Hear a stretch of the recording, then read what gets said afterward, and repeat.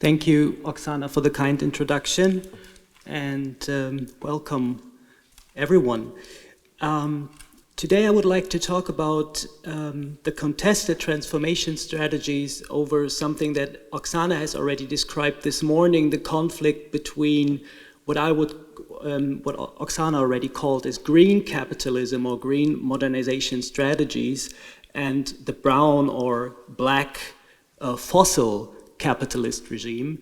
And what I'm particularly interested in is how this conflict is politicized recently, and how it contributes also to the rise of the far right. And thereby I will mostly focus on Europe.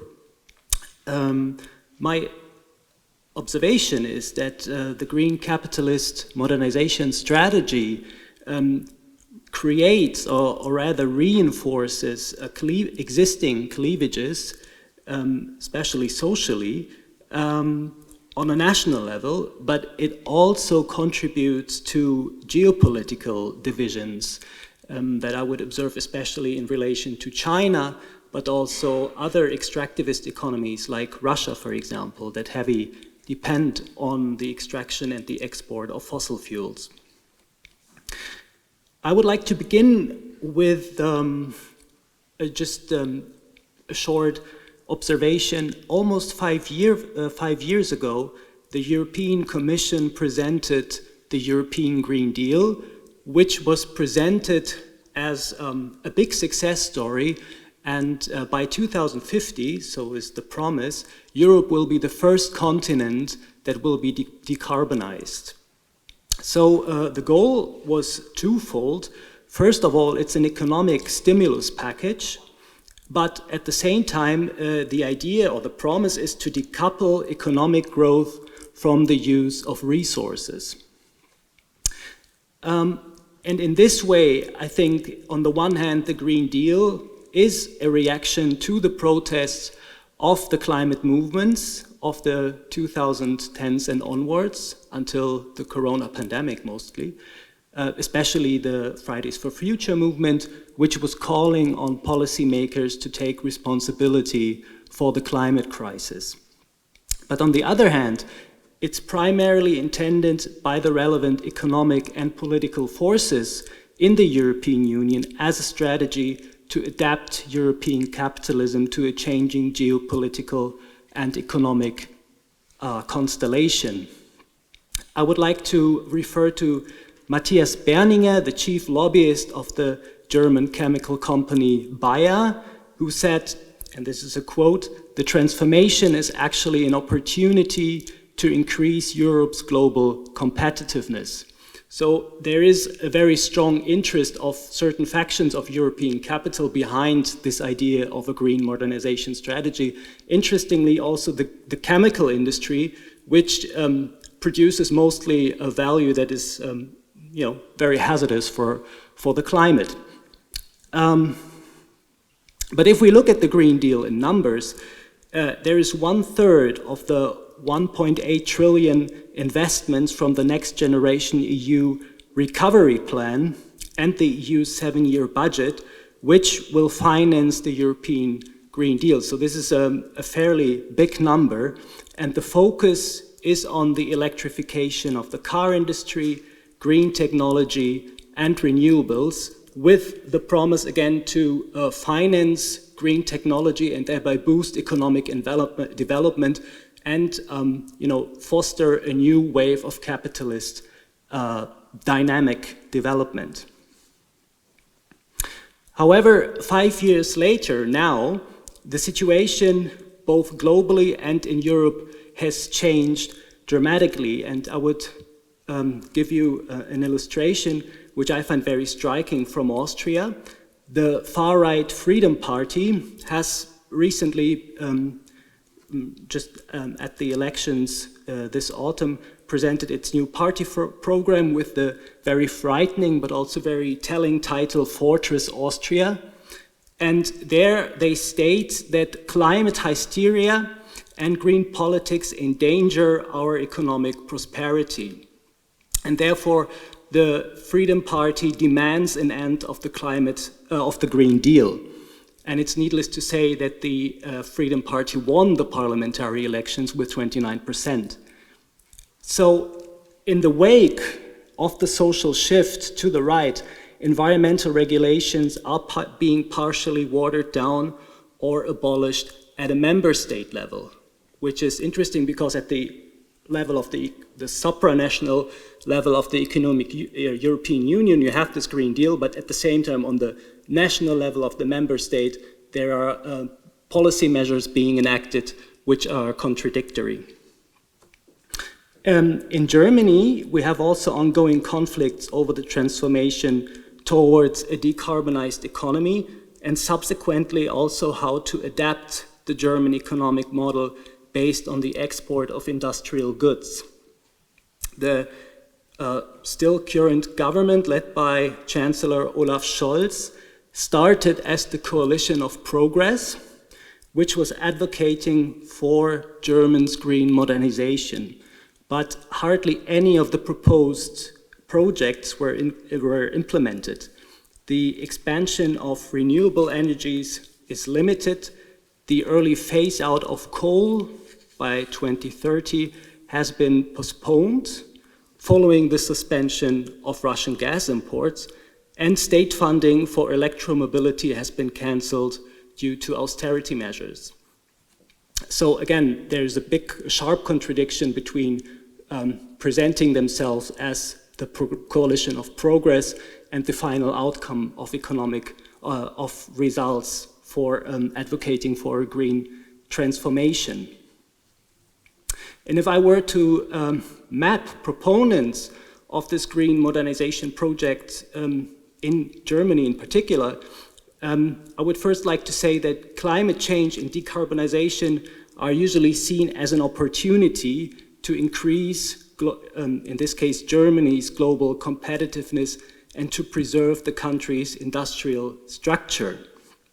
In 2021, the German economy exported environmental protection goods and technology worth of 65 billion euros, which corresponds to a global trade share of 12%. And that puts Germany in the second place behind China. So what I'm trying to say here, there are substantial economic interests behind this transformation strategy.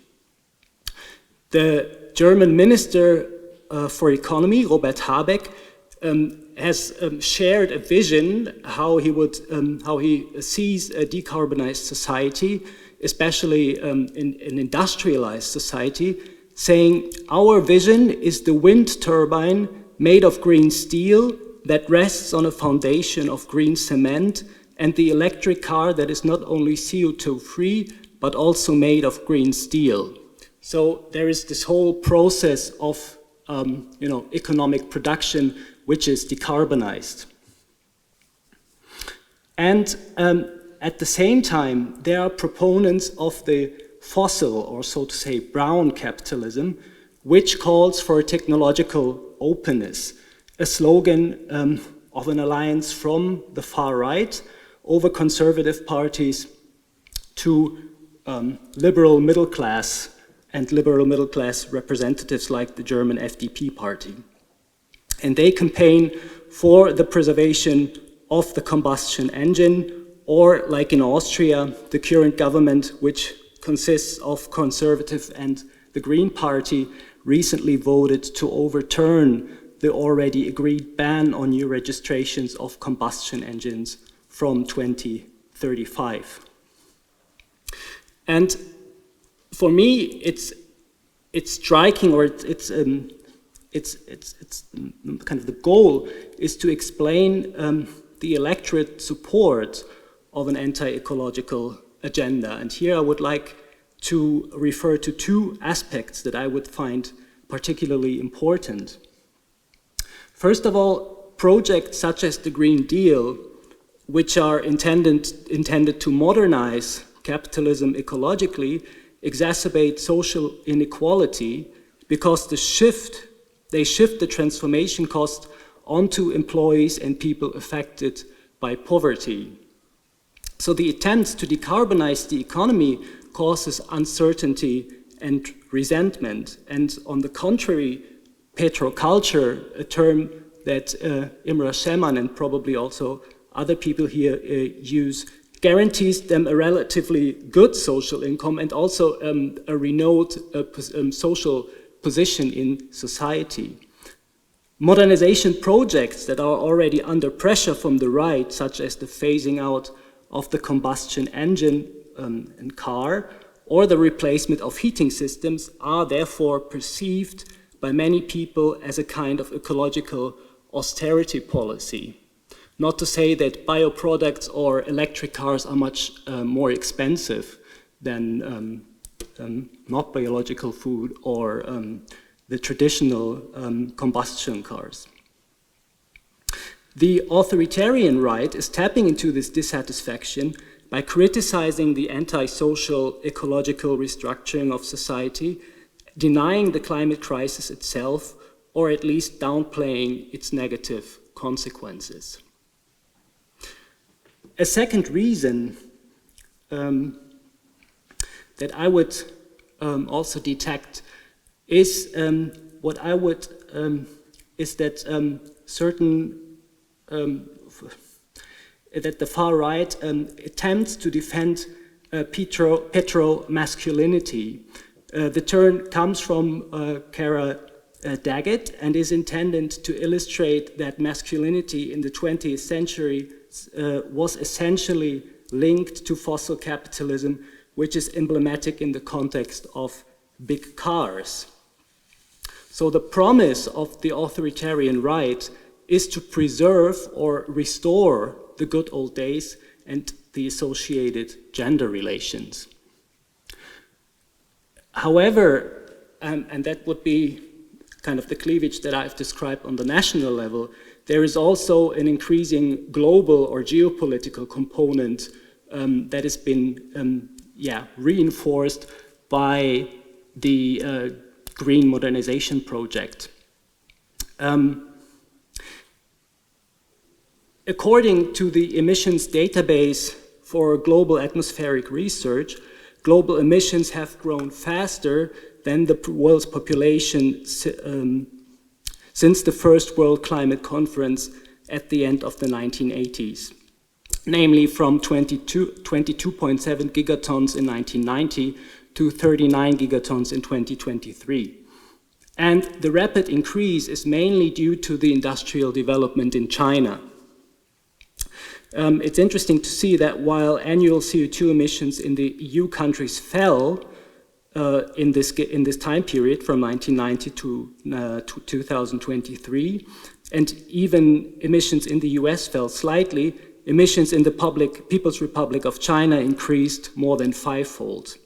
And even in terms of per capita emissions, China, with its large population, has now overtaken the EU. But the trend is somewhat more ambiguous when global trade relations and historical trends are taken into account. So, for example, Chinese emissions are around a tenth lower, and by the way, German emissions 15 to 20% higher, if they are recorded by place of consumption rather than place of production, which is often forgotten. So a considerable proportion of the consumer goods produced in China are supplied to Western industrialized countries and should therefore actually be added to their emissions balance. In addition, the responsibility of Western industrialized countries must also be viewed historically. Since the beginning of the industrialization in 1850, the US has caused around 420 gigatons, the EU almost 300, and China 256. Although the Chinese population is almost twice as large as that of the US and the EU combined. So what I'm trying to say is that against the backdrop of these very uneven this kind of distribution or this uneven contribution to the climate crisis, there have been also there's also the decision by the Chinese government to become climate neutral by 2060, which has initiated kind of a green capitalist transition in China itself, based on the so-called new three: renewable energies, battery production, and electric cars. And the environmental magazine Yale Environment 360 has stated that the People's Republic now has more than 80% of the global production capacity for solar panels. Again, a very striking development. Another analysis by the Finnish climate think tank Center for Research on Energy and Clean Air shows that prices for solar panels have recently fallen due to this production increase of solar panels in China by 42% compared to the previous year, and batteries have even become 50% cheaper. So this increases the initiatives worldwide to phase out of fossil fuels.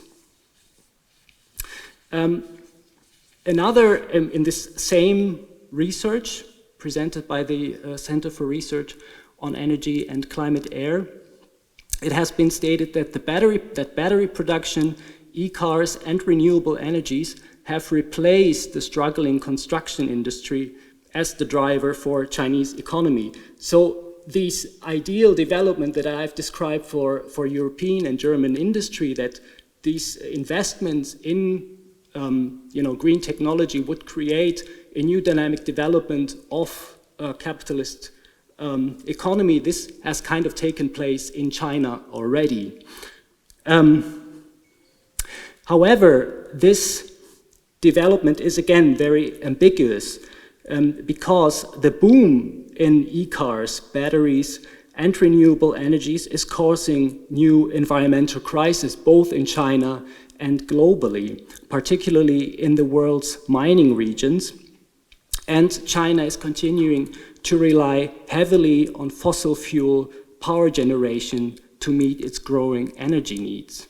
So what I would see on a global level, compare additionally to this described frictions on a national level in the European Union, is that we have an ecological division of the world. It seems like we're observing the formation of green decarbonized islands like the European Union, China, maybe the United States and other countries, and so to say the brown periphery, which takes over the role of providing the resources that are needed for this decarbonized economic model. And this probably creates new frictions and also new tensions as the climate crisis will increase, especially in this region, and probably also produce new forms of conflicts and probably also migration waves. So this uneven concentration of industrial production, but also the uneven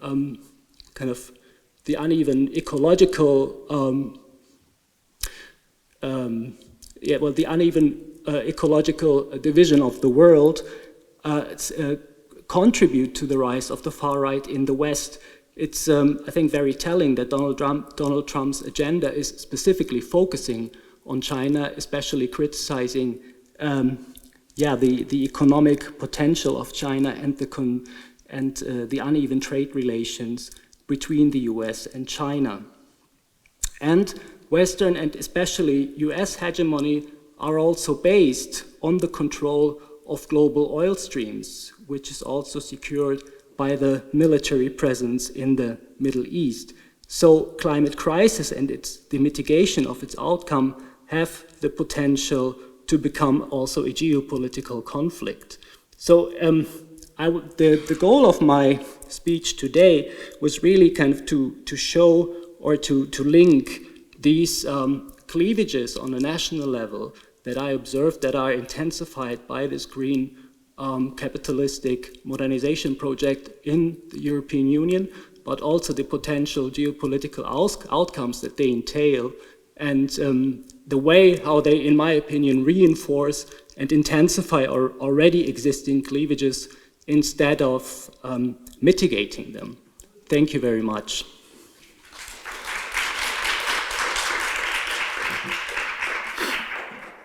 Felix, it's interesting how we can now create the line between the very same idea that is highlighted in different ways in different papers today, like what Gretchen were saying about energy as not a thing, but the inequality itself, what the structure of inequality itself, and then Darin was saying about oil as a not as a substance, but as a social relation. And then you, Felix, also picked up this line showing how this energy is displayed as inequality globally in around the globe. So now we have still have some like short time for questions, and I open the floor. May I start with the question as well? Yeah, thanks, Felix. I want to clarify a couple of things, and I mean, in terms of class and geopolitical perspective that you kind of offered, so it seems like there's a lot of talk right now that, well, basically kind of neoliberal financial capitalism is no longer a proper regime of accumulation for capital anymore, so kind of retreating with reshoring, deglobalization, etc., etc. So in a figure of like, in a romance between Trump and Musk, we see a kind of this figure of, you know, like domestic capital clinging again to the state. And Trump is saying explicitly that we're gonna drill, and basically there is this whole kind of brown right-wing alliance in Europe forming. And so, I mean, is this like a failure, in your opinion, from what I understood, it's like a failure of the very idea of that you can solve the problem of ecological transformation by actually speeding up competition as a model of, you know, doing business in general. And of course, like, whether do you consider a scenario that it's not like we will have competition between relatively green, you know, decarbonized economies like China, European Union, but maybe in the short term, more like a competition between this very kind of accelerating right-wing, you know, speeding up of the return into the fossil fuel capital. So it's like, not like who's going to be greener, but more who's going to actually like speed up on destroying whatever kind of international green, I don't know, solidarity mechanism could exist as a part of deglobalization. So, yeah.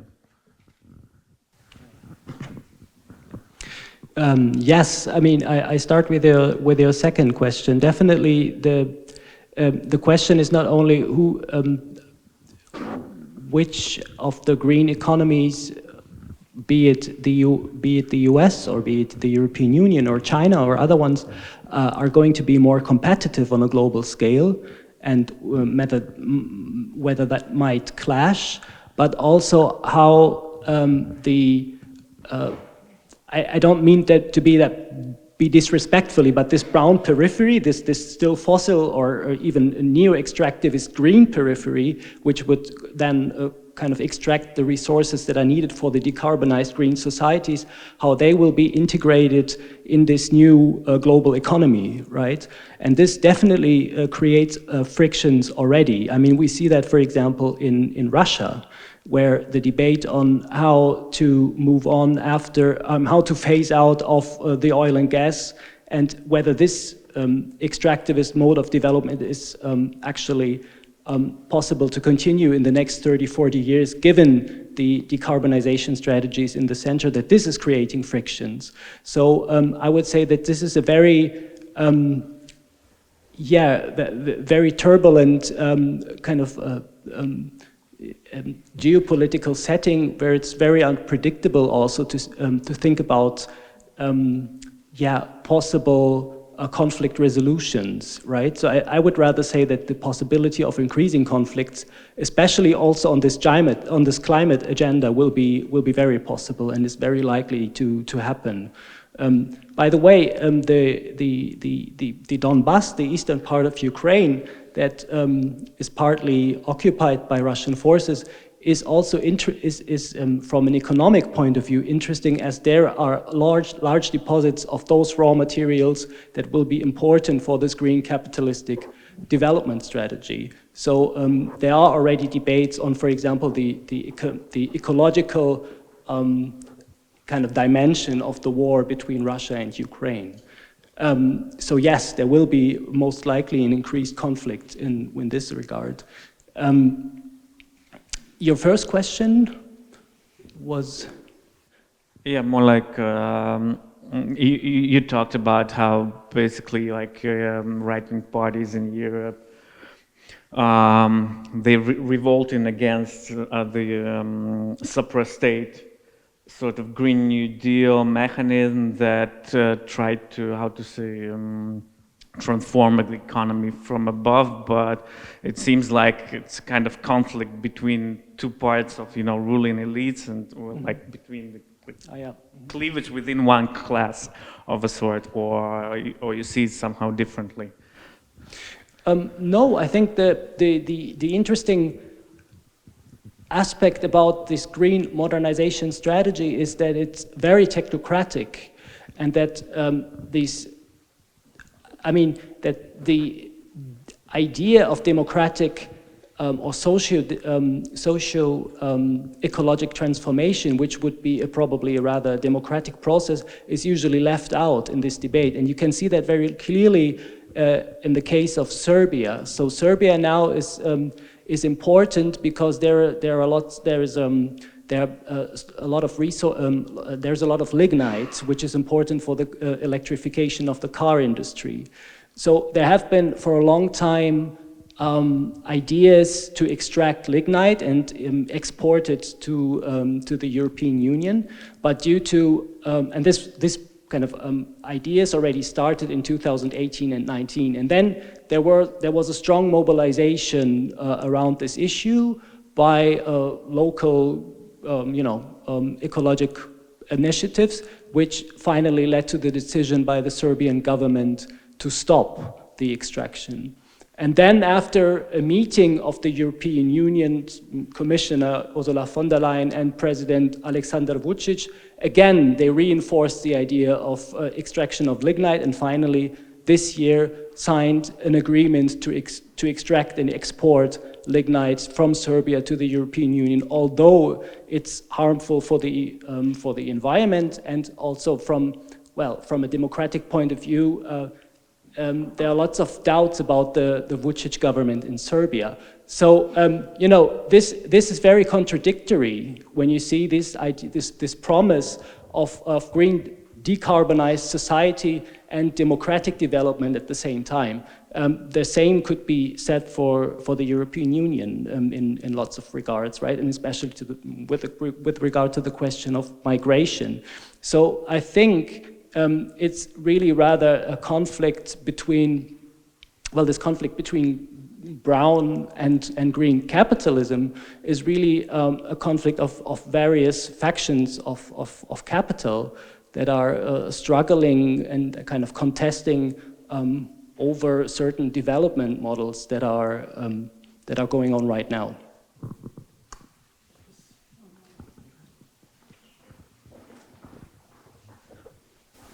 Thanks. Isn't that a good thing, though? I mean, isn't it good to have different models of how we should do things, try them out, see what works, see what doesn't work so well? I mean, because I feel like from your talk, you see that you talk about tensions between different models and how that creates disparities or inequalities, right? The green and the brown, right? And I mean, to me, I kind of see the upside there.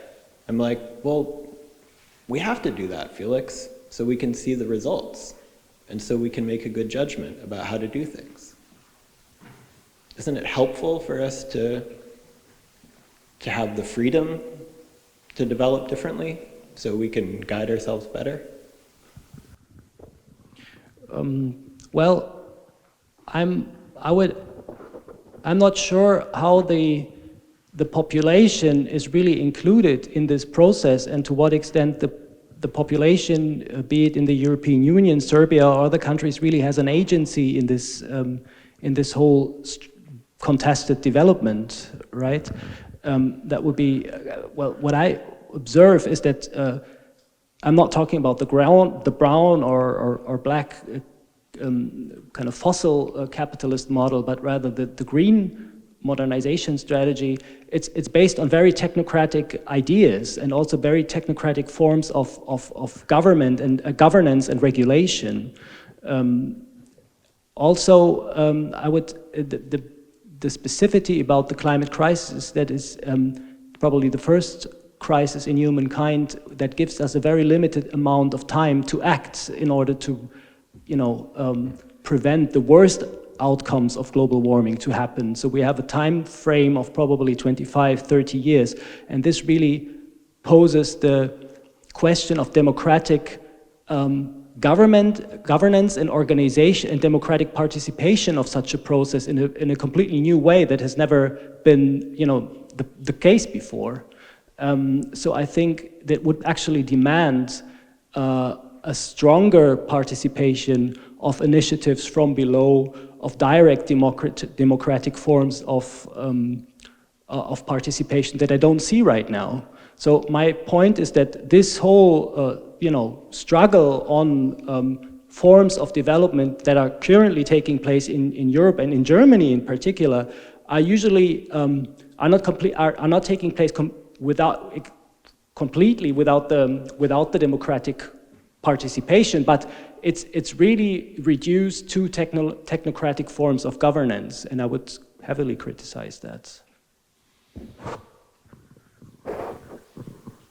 As a foreigner here in Germany, I sometimes just do not understand anything that is going on. Like, everything is in German. Well, yes, of course, but also like industrial policy and the electricity market, for example. Is this perhaps an allegory for the struggle that you're talking about?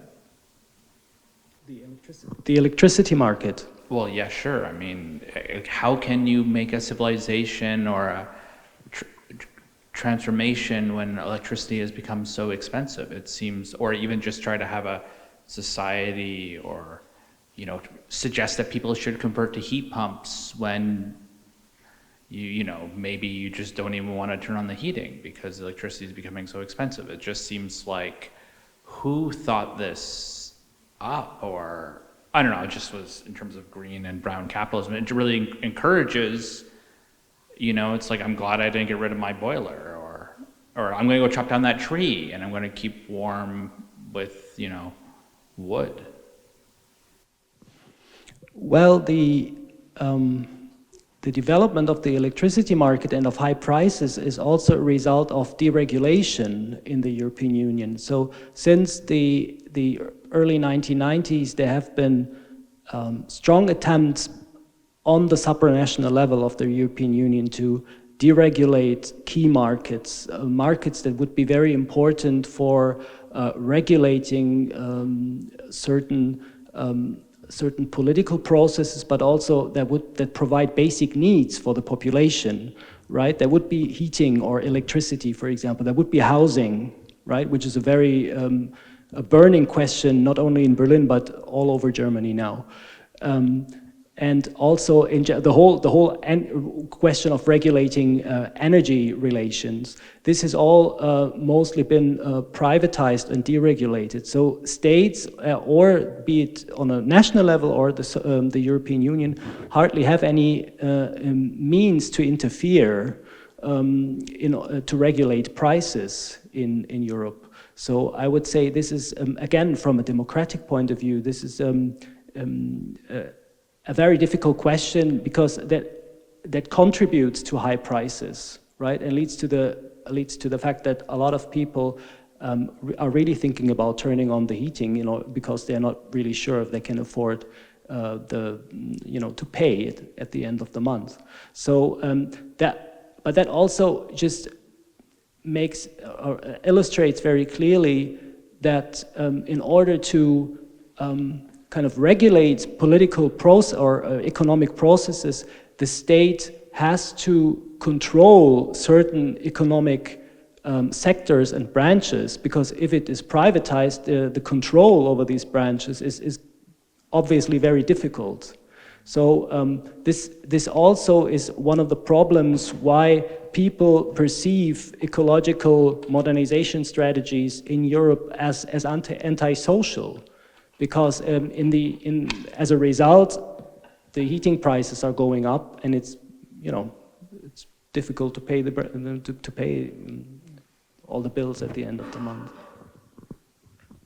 Yeah, so we have 25 years to act, but we also have just 15 minutes to relax, and for which I invite you for our coffee break room.